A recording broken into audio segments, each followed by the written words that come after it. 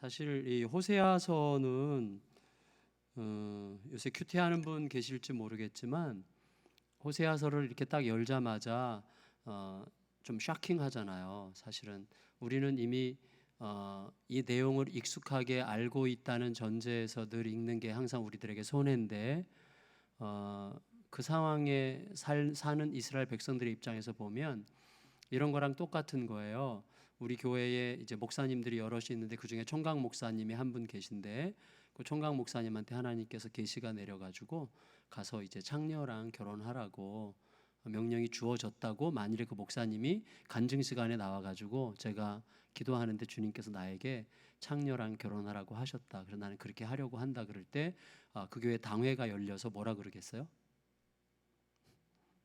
혹은 이 교회 담임 목사직이 비어가지고 담임 목사를 뽑으려고 하는데 담임 목사 후보자로 누가 서류를 쫙 냈는데 그 서류 낸 분 중에 그런 여자랑 결혼한 남자를 여기 담임 목사로 뽑겠어요, 여러분?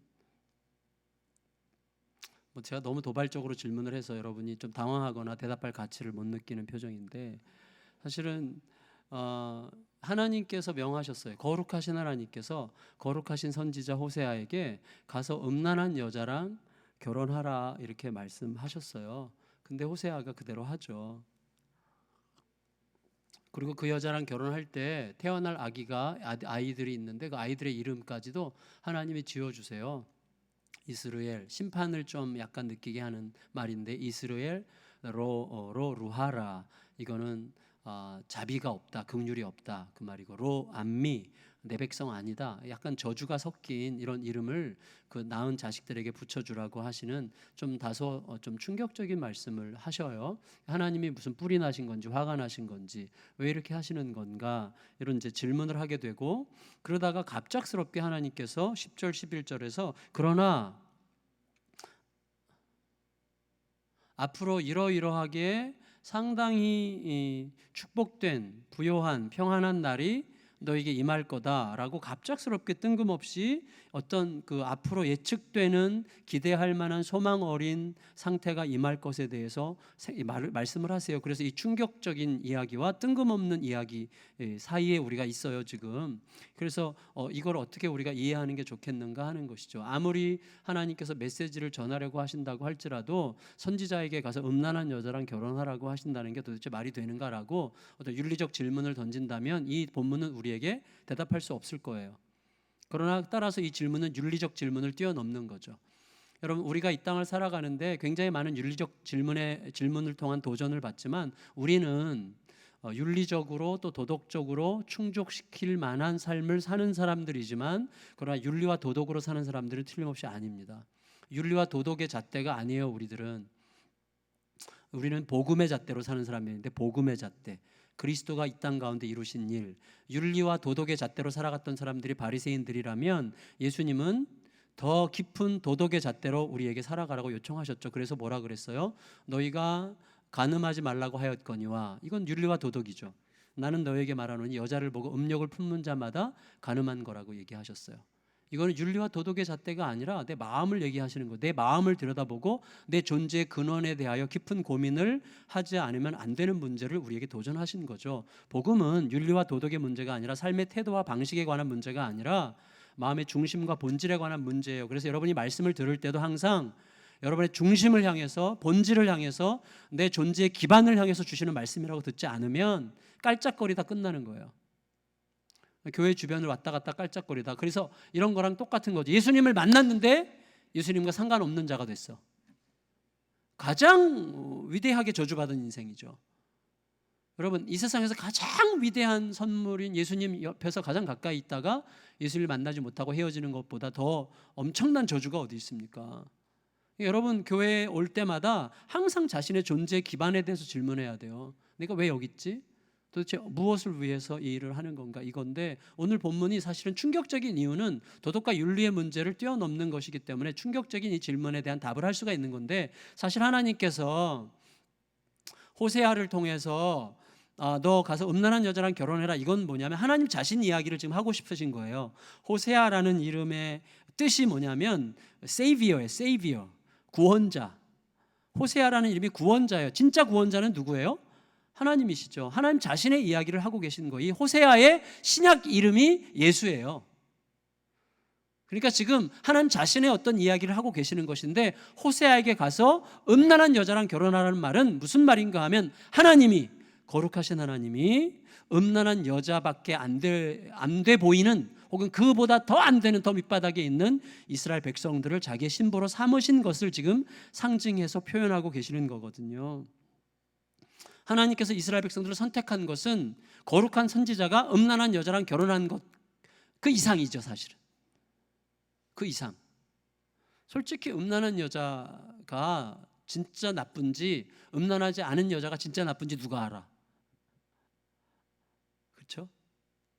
근데 어쨌거나 전능하신 하나님과 이 땅에 있는 백성들이 하나가 되어 하나님께서 그 백성을 부르시고 그 다음에 그 백성과 결혼하고자 하셨어요. 그래서 오늘 주일날 큐티 보면 내가 너에게 장가들리라 이렇게 말씀하세요. 하나님께서 이스라엘 백성들에게 내가 너에게 장가간다 이렇게 표현하신단 말이죠. 그러니까 결혼의 메타포로, 결혼의 어떤 한 상징으로 하나님께서 이스라엘 백성과 자기의 관계를 이렇게 설명하시는 거. 왜냐하면 결혼이라고 하는 부부의 관계만큼 아주 센시티브하고 자극적인 게 없는 거예요.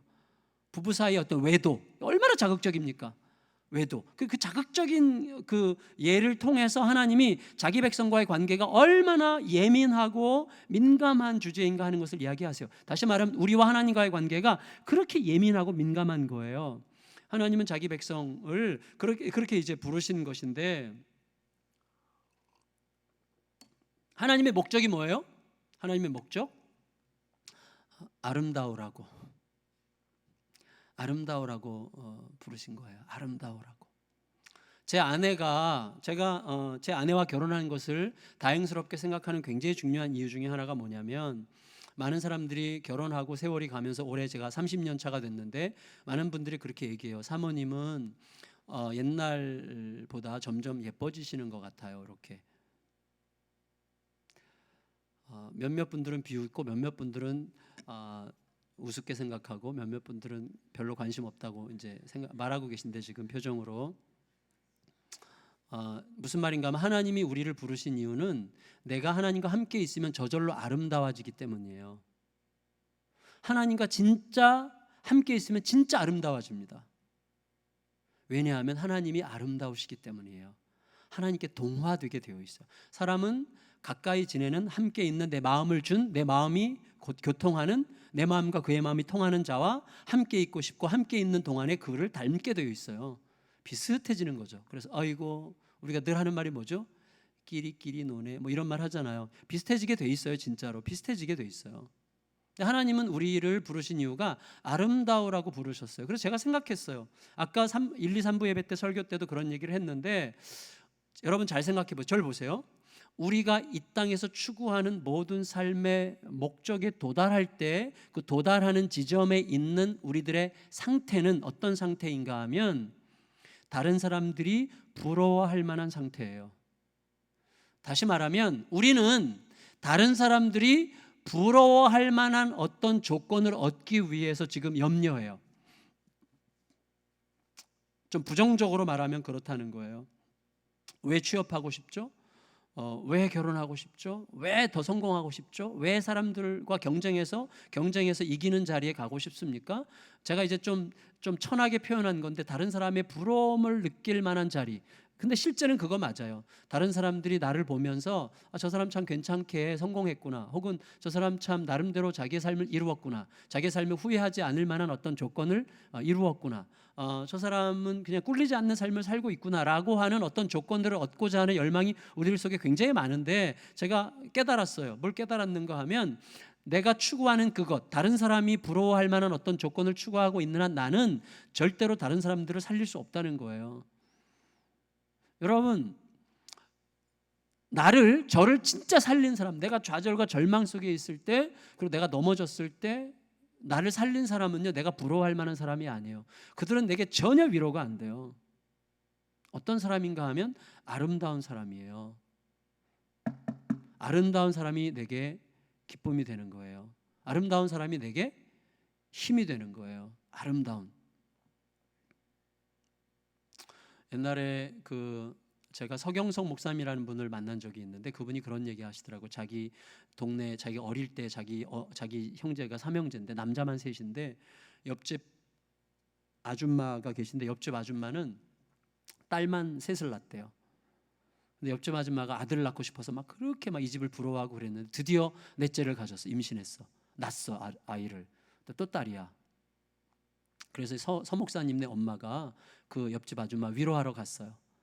딸이 더 좋은 시대가 올 거야. 막 그랬다가 이제 원수가 됐는데 아들 셋 가진 년이 이 아줌마에게 아들 셋 가진 년이 넷째 딸 낳은 나를 위로한다고?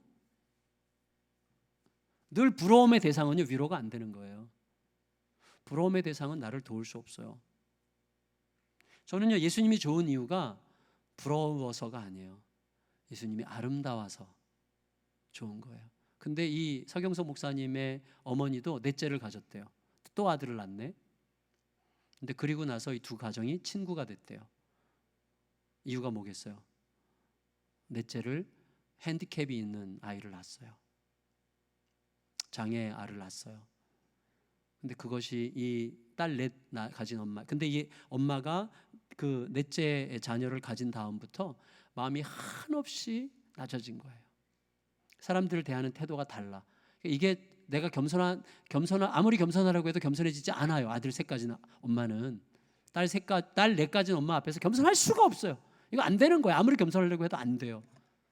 근데 넷째를 그렇게 어렵게 낳고 나서는 친구가 됐다는 이야기를 하는 거죠. 제가 그 이야기를 듣고 생각한 게 좀 있었어요. 여러분, 예수님께서 우리가 예수님을 아름답다고 생각하는 이유는 뭐냐면 예수님이 우리 곁으로 오셨기 때문이에요. 예수님이 스스로 짐을 짊어지셨기 때문이죠. 예수님이 우리 옆에서 같이 때 묻고 그리고 같이 땀 흘리고 피 흘리고 수고하는 짐을 다 지셨기 때문에 예수님이 아름다운 거죠. 제가 생각해 봤어요. 아름다움은 어떤 건가? 아름다움의 내용이 뭔가를 생각했는데 진짜 이거는 거의 계시적으로 하나님께서 영어로 떠오르게 하신 거예요. 진짜로. 제가 영어를 엄청 잘하는 사람은 아니에요. 박철홍 목사님보다 훨씬 못해요, 영어. 근데 영어로 이 계시적으로 세 가지가 딱 떠올라서 제가 급하게 적었는데 이거예요. Audacity on humility예요. 무슨 뜻인지 다 아시겠죠?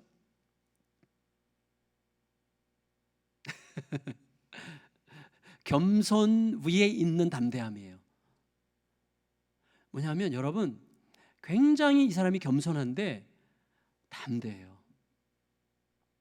어떤 순간이 되면 굉장히 담대해요. 담대해야 될 때는 확실하게 담대해. 겸손한 담대함. Justice on mercy예요. 자비로운데 정의로워. 이게 아름다움의 특징이 여러분 자비로운데 정의로워요. 늘 자비로운 사람인데 정의로운 사람이에요. 그 다음에 holiness on freedom. 이게 이제 세 가지가 떠오른 거예요. 그래서 굉장히 자유로운데 거룩해. 혹은 굉장히 거룩한 사람인데 자유로워. 자, 이 좀 약간 모순되는 두 가지가 이렇게 섞였는데 저는 이렇게 생각이 됐어요. 제가 이것을 떠올릴 때 사실은 제 친구 제 친구 중에 신부님 한 명이 있고 제가 너무 사랑하고 존경하는 친구인데요. 물론 성공회 신부인데 그 친구를 참 몇 번 얘기했던 것 같은데 너무 존경해요. 근데 그 친구의 성품을 제가 적은 거예요, 사실은. 그 친구에게는 이게 있어요. 굉장히 겸손한데 어떤 상황에서 매우 담대해요. 그래서 어떤 사회적인 어떤 부도덕함과 사회 부조리를 고발하고 그런 것에 대해서 저항하는 데는요 굉장히 담대한 친구예요. 굉장히 담대해요. 그 다음에 Justice on Mercy예요. 굉장히 이 친구는 자비로워요. 이 친구를 생각하면 늘 행복해. 근데 정의에 굉장히 앞장서는 친구예요. 이 친구는 자유로워요. 어디에 매이지 않아요. 그래서 대학 다닐 때 신학대학 다니면서 이제 담배 피다가 잘렸는데 그래서 성공의 신부가 된 건데 그래서 거기는 담배가 자유로워요. 술 담배가 자유로운 곳이에요. 성공회는. 거기 가서 다 끊었어요. 자유로운 곳에서는 끊고 금지한 곳에서는 이 피는 이상한 친구인데 근데 이 친구가 자기는 하나님 앞에서 살고 싶다고 이제 얘기를 했는데 사람의 규칙대로 살고 싶지 않다. 물론 객기도 있었어요. 근데 어쨌거나 이 친구는 평생 보면 되게 자유로워. 근데 거룩해요. 참 거룩해요. 기도가 깊어요. 그래서 이 친구의 특징을 제가 얘기한 거예요. 여러분, 자, 이런 사람을 볼 때 우리가 아름답다고 느끼는데 하나님은요, 우리가 하나님과 함께 있으면 이러한 성품들이 주어진다고 생각이 됐어요. 제가 이 친구는 제가 생각할 때 저보다 하나님과 굉장히 친한 사람이라고 늘 느끼는데, 제가 하나님이 너무 속상하셨어요. 왜 속상하셨는가 하면 하나님께서 이스라엘 백성들을 아름다우라고 자신에게 시집 오게 하셔서 이스라엘 백성들을 선택하시고 그들을 애굽에서 건져내셨고, 애굽에서 건져내셔서 그들과 결혼식을 올리시는 하나의 상징이 뭐였어요? 성막이었어요. 성막. 왜 못하러 하나님께서 자기 백성 가운데 거하십니까? 그들과 함께 거하시기 위해서예요. 성막을 만들, 그건 신혼방이에요. 신혼방. 내가 거기에서 너희를 만나리라. 거기는 아무나 갈 수 없는 곳이죠. 아무나 만날 수 없는 곳이죠. 하나님께서 깨끗하게 하신 사람만 겨우 만날 수 있는 곳이죠. 그래서 하나님께서 그 상징을 통해서 자기 백성을 깨끗하게 하시고 거룩하게 하시고 구별되게 하시고 아름다우라고 부르셨는데, 이 이스라엘 백성들이 신랑인 하나님을 제껴두고 계속해서 딴 데 눈을 두는 거예요. 바알, 아세라, 돈, 뭐 이것저것 막 다른 데 관심을 두면서 막 기웃거리는 거죠. 여러분, 이거 있어요. 누군가가 제일 기분 나쁠 때 누구예요? 반갑게 나를 만났는데 이 친구가 나랑 얘기하다가 자기 어떤 사람 만나니까 그 사람이랑 얘기하면서 네, 그럼요 그랬죠. 예. 나는 이렇게 자꾸 계속 보고 있어야 돼. 굉장히 불쾌할 때, 이런 때 있지? 있어요, 없어요? 없니? 있잖아. 예를 들어서 누군가가 뭐 이렇게 뭐 씹힐 때, 쌩깔 때, 뭐 이런, 제가 너무 구닥다리라서 요새 표현을 모르겠네. 요새 뭐라 그래요? 그런 거를 누가 나를 개무시했다 그래? 여러분, 중요한 거 뭐예요? 하나님은 정말 고귀하게 여겨서 이스라엘 백성들을 하나님의 성품 안에서 아름다우라고 부르셨는데, 아름다움은요, 사람을 변화시키는 능력이 있습니다. 아름다움만이 세상을 변화시키는 능력이 있어요. 어떤 사람에게 여러분 참 아름답다라고 느껴지는 사람이 있을 거예요. 그 사람은 아까 제가 얘기했던 그런 성향들을 가지고 있어요. 겸손한데 대범하고, 자비로운데 정의롭고, 자유로운데 거룩해요. 그런 사람에게는 우리가 어떤 아름다움을 느끼고 그 사람에게 가서 듣고 싶고, 그 사람과 친하고 싶고, 그 사람에게 가서 뭔가 함께하고 싶은 마음이 들게 하는 사람이에요. 변화를 일으키는 사람이에요. 근데 그 아름다움을 자꾸 잃어버려요. 하나님의 속성인데 사실은 하나님께 있는 그 모든 것들을 얻어내지 못해요. 자꾸 기웃거려요. 왜냐하면 뭔가 더 내 정서와 내 욕정과 내 느낌에 걸맞는 무언가를 줄 수 있을 것 같이 보이는 어떤 것들로 자꾸 귀를 기울이는 것이죠. 하나님께서는요, 이스라엘 백성들과 결혼을 완성하고 싶으셨지만 이스라엘 백성들이 거절했어요. 그리고 계속해서 딴 남자들에게 추파를 던진 거죠. 그러나 하나님께서는 이스라엘 백성들에게 언젠가는 내가 너희에게 회복되는 날을 주겠다라는 의미에서 아까 우리가 읽었던 10절 11절의 말씀을 주신 거예요. 언젠가 되면 너희가 다시 풍부해질 것이고, 다시 깨끗해질 것이고, 다시 일어나게 될 것이라고 하나님께서 말씀하시는 것이죠. 그 성취가 언제 일어났어요? 언제? 예수께서 우리 가운데 오심으로 이루어진 것이죠. 예수님께서 우리 가운데 오셨는데, 예수님은 어떻게 오셨어요? 자기 자신을 우리에게 완전히 내어주는 방식으로 오셨고, 그래서 자기 자신의 목숨을 바쳐서 우리를 대신해서 자기의 목숨을 내어주어 나를 살리는 방식으로 오셨고, 동시에 그분은 부활하시어 이제 우리 안으로 들어오셔서 우리와 영원토록 결혼하는 의미로 오신 것이죠. 그래서 성경의 마지막 그림, 새 예루살렘에서 그분은 우리의 신랑이 되시는 거고, 우리는 그의 신부가 되는 거죠. 그게 이제 그 그림이에요. 근데 이 그림에 대해서 오늘 큐티 본문인 호세아 2장 14절로 20절이 이렇게 이야기하고 있어요. 오늘 큐티 본문 한번 보실래요? 호세아서 2장 14절에서 20절.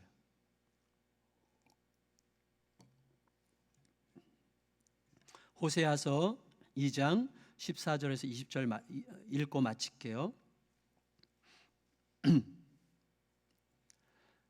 호세아서 2장 14절에서 20절 함께 읽습니다. 시작. 그러므로 보라, 내가 그를 타일러 거친 들로 데리고 가서 말로 위로하고 거기서 비로소 그의 포도원을 그에게 주고 아골 골짜기로 소망의 문을 삼아 주리니 그가 거기서 응대하기를 어렸을 때와 애굽 땅에서 올라오던 날과 같이 하리라. 여호와께서 이르시되 그날에 내가 나를 내 남편이라 일컫고 다시는 내 바알이라 일컫지 아니하리라. 내가 바알들의 이름을 그의 입에서 제거하여 다시는 그의 이름을 기억하여 부르는 일이 없게 하리라. 그날에는 내가 그들을 위하여 들짐승과 공중의 새와 땅의 곤충과 더불어 언약을 맺으며 또 이 땅에서 활과 칼을 꺾어 전쟁을 없이 하고 그들로 평안히 눕게 하리라. 내가 네게 장가들어 영원히 살되 공의와 정의와 은총과 긍휼이 여김으로 내게 장가들며 진실함으로 내게 장가들리니 내가 여호와를 알리라. 아멘. 자, 이게 이제 그날인데 그날이 언제냐면 이날이에요. 우리가 예수님을 만나는 그날이에요. 제가 알게 됐어요. 뭐냐면 들짐승과 공중의 새와 땅의 곤충과 더불어 언약을 맺는 날인데, 들짐승과 공중의 새와 땅의 곤충들은 뭐냐면 이스라엘 백성들에게는 재앙이에요. 재앙, 고난이에요. 그런데 그들과 언약을 맺는 날이래요. 그날이 언제? 내가 예수 그리스도와 결혼하면. 자, 제가 이제부터 잠깐 말씀드리고 말씀을 정리하겠는데요. 저는요, 늦장가를 가는 것 같아요. 늦장가. 제가 대학교 다닐 때 또 졸업하고 청년부에 있을 때 오랫동안 교육자 생활할 때 그때에도 예수님의 이름을 불렀고 예수님을 사랑한다고 고백했고 또 울면서 기도도 하고 수련회도 열심히 가고 예배도 열심히 드리고 설교도 무진장 많이 하고 했어요. 근데 저는 그때까지도 예수님과 결혼하지 못했던 것 같아요. 관심이 항상 나에게 있었어요. 나에게. 내 인생은 어떻게 될 것인가? 내 미래는 어떻게 될 것인가? 자, 결혼은 뭐예요? 결혼은 그에게 가서 나를 그에게 내어주는 거예요. 제가 결혼도 잘 몰랐어요. 그래서 내가 희생되고 달아 없어지더라도 그가 존귀하게 되는 게 결혼이라고 하는 것을 제가 알게 됐어요. 그런데 예수님과 나와의 관계가 그렇더라고요. 예수님의 이름을 그렇게 부르고 예수님을 사랑한다고 고백하고 예수님에 대해서 설교를 하면서도 사실은 저의 더 깊은 관심은 예수님이 아니었던 것 같아요.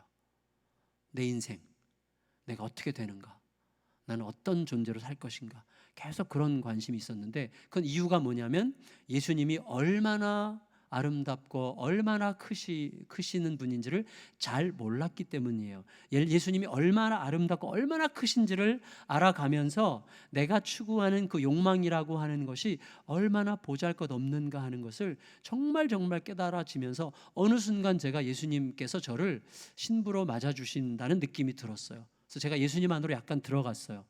예수님께서 제 안에 오셨어요. 그러니까 어떤 일이 생겼는가 하면 들짐승과 공중의 새와 땅의 곤충들, 다시 말하면 내가 재앙이라 생각하게 되는 것들, 나를 공격하는 것들, 나에게 고통을 주는 것들, 나에게 아픔을 주는 모든 것들이 언약의 대상이 되는 거예요. 다시 말하면 그것들이 나를 더 온전하게 그리스도의 신부로 아름다운 자리로 가게 하는 굉장히 중요한 통로들이 되더라고요. 또 하나, 활과 칼을 꺾고 전쟁을 없이 하고, 제가요 예수 그리스도와 결혼 생활을 아주 조금씩이라도 맛보기 시작하면서 제 마음속에서 사라진 게 전쟁이에요. 저는 그야말로 싸움꾼이었어요. 싸움꾼. 그래서 굉장히 제가 비판적이고 냉정하고 그리고 아주 공격적이었어요. 겉으로는 굉장히 부드러운 척했지만 속으로 굉장히 공격적이었어요. 비난하고 비판하고 취급하지 않고 그렇게 했는데, 어느 순간 예수 그리스도와 결혼의 생활에 조금 맛을 보니까 제 마음속에서 전쟁이 점점 사라져. 저는 굉장히 예민하게 저를 힘들게 했고 내가 성질을 내게 했고 분노하게 했던 것들이 자꾸 사라지면서 전쟁거리가 됐던 것들이 더 이상 전쟁거리가 안 되는 거죠. 하나님께서 말씀하세요. 내가 너에게 장가들어 뭐라고 그랬어요? 공의와 정의와 은총과 긍휼이 여김으로 너에게 장가들며. 이게 결론이에요. 다시 한번 뭐예요? 여러분, 공의와 정의, 긍휼과 자비는 함께 있기 어려운 거예요. 이게 무슨 말이에요? 아까 제가 말씀드렸던 담대한 겸손이고 정의로운 자비고 그 다음에 거룩한 자유예요. 이게 하나님께서 말씀하세요. 하나님은 우리에게 어떻게 장가드세요? 우리가 결혼하기 원하시는데 뭘 주고 싶어서? 사랑과 정의, 그 다음에 긍휼과 자비가 함께 있는 삶을 위해서 우리에게 장가드신다고 그랬어요. 그것을 가능하게 하시는 분이 예수님이세요. 그래서 실제로 제가 여러분에게 호소하고 싶은 것은 이렇게 해라 저렇게 해라가 아니라 중요한 것은 무엇인가 하면 예수님을 더 알아가시기를 바라고 예수님의 사랑 안으로 점점 더 들어가시기를 바라고 무엇보다 예수님이 하신 일이 무엇인가를, 여러분 신앙생활은 내가 무엇을 할 것인가에 집중하는 게 아니라 하나님이 무슨 일을 하셨는가에 집중하는 게 신앙생활이에요. 예수님이 이루신 일을 묵상할수록 예수님이 아름다워지시고 커지시면서 그 은혜가 나를 지배하기 시작해서 나로 하여금 예수님과의 결혼생활 안으로 들어가게 하세요. 그러면 그 사람에게 어느 순간부터 점점점 이런 특징들이 나타나기 시작해요. 담대한 겸손, 정의로운 자비, 그 다음에 자유로운 거룩이 나타나기 시작해요. 그래서 그 사람은 참 자유로워, 매이지 않아요. 어떤 규칙에 매여서 막 이러지 않아요. 그런데 거룩해요. 그 사람은 한없이 자비로운 것 같아요. 그런데 정의롭죠. 그리고 매우 겸손하지만 담대하죠. 이건 어디서부터 왔어요? 예수님의 오심과 죽으심과 부활에서 온 거예요. 예수님의 오심이 곧 겸손한 담대함이고 예수님의 죽으심이 자비로운 정의고 예수님의 부활하심이 자유로운 거룩이에요. 예수님의 오심과 죽으심과 부활하심이 내 속에서 계속 묵상되면서 하나님 앞에 예수님이 하신 일, 예수님의 그 매력, 예수님의 아름다우심 안으로 계속 들어가다 보면 하나님은 우리에게 이러한 성향들이 계속해서 붙어가도록 역사하실 것입니다. 그런 은혜 속에서 예수님과 함께 동거하고 동행하고 예수님과 함께 사는 우리의 삶이 되시기를 높으신 예수님의 이름으로 축원합니다. 아멘.